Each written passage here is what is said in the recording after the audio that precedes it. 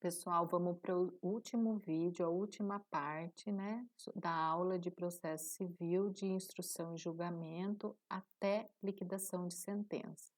Já falamos sobre a instrução e julgamento, sobre as provas, agora vamos falar sobre sentença e coisa julgada. O que é a sentença? É o pronunciamento judicial, que tem como conteúdo o artigo 485 ou 487 do Código de Processo Civil. A sentença, ela põe fim à fase cognitiva do procedimento comum ou extingue a execução, né? Nós temos dois tipos de sentença. Uma é a sentença terminativa e a outra definitiva. A terminativa, ela não impede que a parte entre com ação novamente. Por quê? Porque ela não julga o mérito, ela é sem mérito. E a sentença definitiva, ela impede a parte de propor uma ação novamente com os mesmos elementos. As partes, a causa de pedir e o mesmo pedido. Por quê? Porque ela julga o mérito. Entendeu? A sentença, nós podemos ter uma sentença declaratória, em ações declaratórias. O que ocorre? Ela declara a existência ou a inexistência de uma relação jurídica, essas sentenças declaratórias. E os efeitos dela é ex tunc, eles retroagem a data do fato. Isso na sentença declaratória, né? Então, o efeito ex tunc, ele retroage. Aí nós temos a sentença constitutiva. Ela cria, modifica ou extingue um direito, né? Quando nós pedimos um pedido constitutivo, ela tem um efeito ex nunc, ela não retroage. Por exemplo, o divórcio, ele não retroage a data que ocorreu algo, não. Ele modifica uma relação, ele extingue, né, ele modifica a relação das pessoas a partir daquele ato, a partir da homologação do divórcio. Então, é ex nunc, ela não retroage. Vamos pensar assim, efeito ex nunc, nunca retroage, tá? Esses lances acabam gravando com a gente, né? Então, ex nunc, nunca retroage. Então, uma sentença constitutiva é efeito ex nunc. Depois nós temos também as sentenças condenatórias. A sentença condenatória, ela impõe uma obrigação de fazer, não fazer, entregar ou pagar uma quantia. Ela tem um efeito ex tunc, ela retroage quando a propositura da ação. Tá? Então, é efeito ex tunc. Depois nós temos as sentenças mandamental, de mandado de segurança, que contém uma ordem do juiz. Elas também têm um efeito ex tunc, ela retroage. Depois temos as sentenças executiva, lato sensu, é aquela que dispensa uma fase executiva. Ela tem um efeito ex tunc, né? Vamos no caso de uma reintegração de posse. Ela não precisa de um cumprimento de sentença, a própria sentença já se dispensa uma fase executiva. E os requisitos de uma sentença? Os requisitos de uma sentença, nós temos o relatório, que é um resumo ocorrido no processo, aonde nós temos as partes, a identificação das partes do processo, nós temos os fatos que ocorreram na inicial, a argumentação da inicial, a contestação, os fatos da contestação, tudo que nesse relatório, tudo que ocorreu na fase de saneamento do processo, instrução, julgamento, audiência, essa é a fase do relatório. É um resumo ocorrido no processo. No juizado especial civil, dispensa o relatório. Depois, nós temos a fundamentação, que a fundamentação são razões que levam ao convencimento do juiz, contém julgamento das preliminares e as prejudiciais. Essa é a fase da fundamentação. E por último, nós temos o dispositivo. O dispositivo, o que ele é? A conclusão, é a aplicação à lei. Ele resolve as questões principais e julga efetivamente o pedido. É a procedência e improcedência da ação, né? As demais delimitações da sentença. Nós temos alguns tipos de sentença. Primeiro, nós temos uma sentença que ela pode ser extra petita, que consegue algo diferente do pedido. Nós podemos recorrer disso. Uma sentença ultra petita, que ultrapassa o que foi pedido. Uma sentença citra ou infra petita. O juiz deixa de analisar todos os pedidos, concedendo menos. Nesse caso, cabe o quê? Os embargos de declaração. Quando eu tenho por omissão, contradição, eu tenho o quê? Os embargos de declaração. Qual o prazo dos embargos de declaração? 5 dias.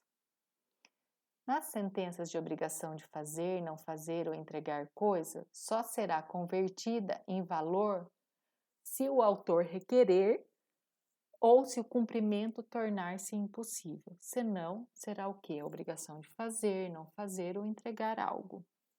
Tá? Depois, nós temos na sentença a remessa necessária.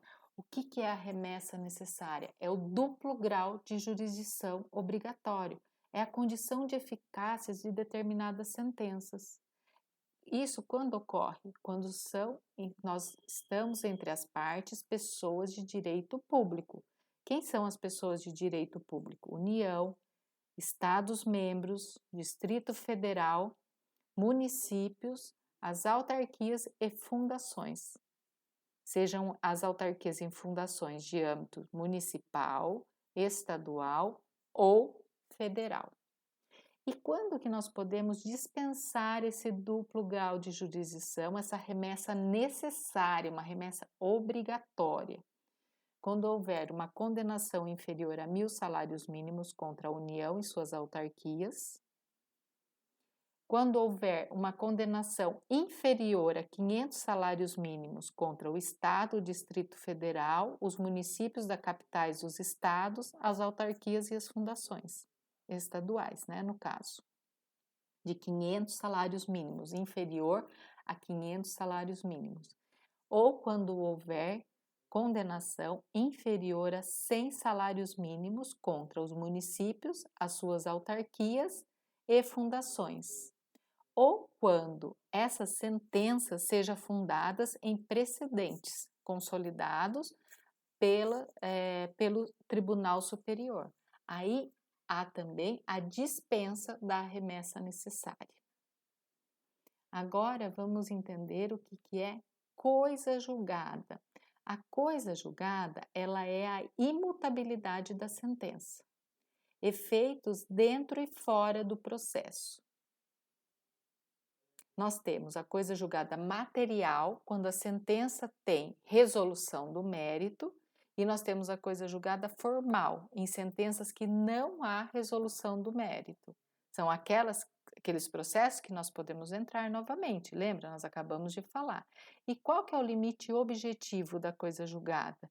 É o dispositivo e a fundamentação da sentença. Esse é o objetivo da coisa julgada. E os subjetivos, eles atendem o quê? As partes envolvidas, né? Aquilo que nós colocamos, que terá a discriminação na sentença das partes envolvidas. Isso é o limite subjetivo da coisa julgada.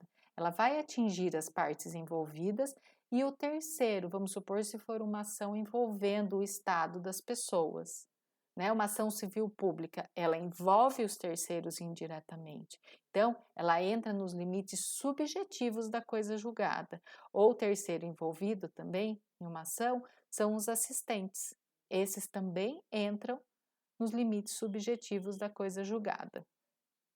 Então, nós temos, vamos lembrar bem, coisa julgada material, quando eu tenho uma sentença com resolução de mérito, e uma coisa formal, que são as sentenças sem resolução do mérito. E, além da coisa julgada, nós temos ação rescisória. Para quê? Para afastar a coisa julgada. Só que eu tenho requisitos para essa ação rescisória. Eu tenho prazo de 2 anos a contar do trânsito em julgado, depois a obrigatoriedade adjuntada de 5% do valor da causa. Essa tem uma natureza o quê? Constitutiva negativa, para desconstituir, né, para constituir uma negação quanto a algo que já foi julgado. Onde que eu vou impetrar? Proposta perante o juiz de segundo grau. Mas eu tenho de ter o quê? Outro requisito para essa ação. Uma prova nova, que a parte ignorava a existência ou que não pôde fazer uso dessa prova. Só assim que eu posso entrar com uma ação rescisória. E por último, vamos ver da liquidação da sentença. Quando eu tenho uma liquidação da sentença, quando são sentenças ilíquidas, isso é antes do cumprimento da sentença. Eu faço a liquidação antes de entrar com o cumprimento da sentença. Cabe as liquidações provisórias, que são feitas em autos apartados, têm uma natureza interlocutória que cabe agravo de instrumento, é algo provisório. Essa liquidação de sentença eu posso fazer por arbitramento, se depender de atividade pericial, a fixação pelo juiz ou convenção da parte, né, por arbitragem. Ou no procedimento comum, comprovação de um fato relacionado, como quanto devido e que não foi objeto de análise na ação de conhecimento. Aí eu faço através da liquidação de sentença. Obrigada pela atenção até aqui e vamos voltar lá na aula que eu estou aguardando vocês. Obrigada.